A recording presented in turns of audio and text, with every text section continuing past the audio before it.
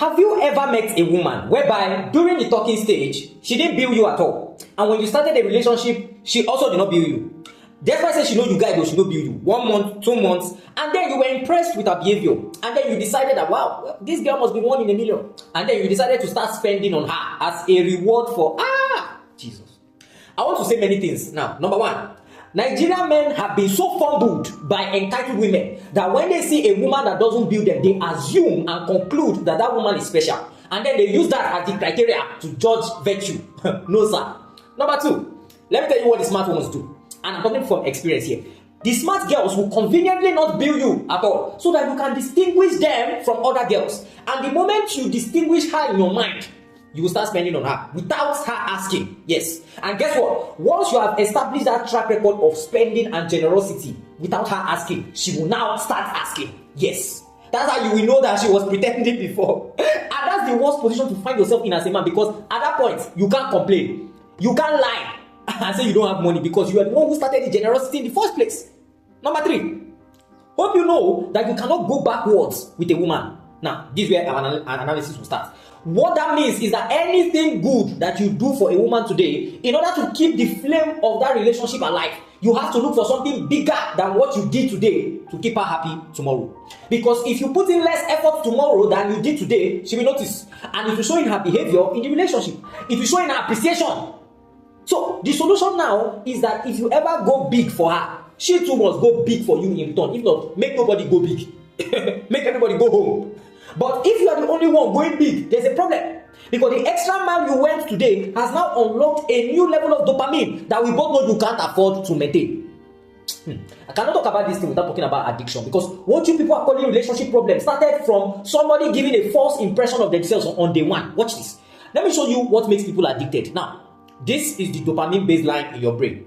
According to neuroscience, if you have sex and you orgasm, the dopamine baseline spikes to this level. But if you go and sniff coke or ice now, you know what I mean? Your dopamine baseline will spike up to this point. Yes, almost times 2. That's why you hear of so many celebrities dying of substance abuse, because when they tried it for the first time, watch this, it felt so exciting and stimulating. Their brain went here. But you see, the human brain adapts very fast. And so the more they tried that substance, the more they became desensitized to the initial excitement. So what used to excite them before felt like a new baseline. That's why drug addiction is always accompanied by depression, because this dopamine baseline here that is supposed to be everybody's ground level, it now feels like they went underground. A depression. You see that? So here's what they did. They now started increasing the dosage and the frequency of the substance in order to hit a higher level of highness, because this level does not mean anything to them again. It is during this process that overdose now happens, and because the body cannot tolerate that level of overdose, the body will now give up and then they lose their life. You see, this is what men are afraid of when we say we don't like high body count, because whether you like it or not, this lady will start comparing your stamina with the stamina of her last 18 exes, because all those porn stars that she was sleeping with were unlocking new levels of dopamine. And they have redefined her sexual experience to 4K. So when it's your turn and you settle down with her, you better be prepared to break that Guinness Book of Records. And if you're a woman here and you are lying about your body count to somebody that you want to settle down with, it will still later backfire on you, because the memory of the best guy you had has not left your brain. No. And your man will be thinking he's the first person, or one of the selected few. Many are called, but few are chosen. But even you know that he's not in the top 5. And because your brain has been stimulated to only enjoy extreme sexual experiences, you will now have only 3 options in your relationship. Talk to your man about it, find a dildo, or cheat. Unfortunately, we know the option that most women go for.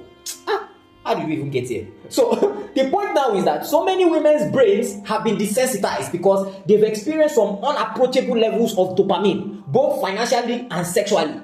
So those kind of women, what they need is healing, not a relationship with you. That's what makes them hard to impress. And you will lose your sanity if you think you are different. Join my university for more clarity and wisdom.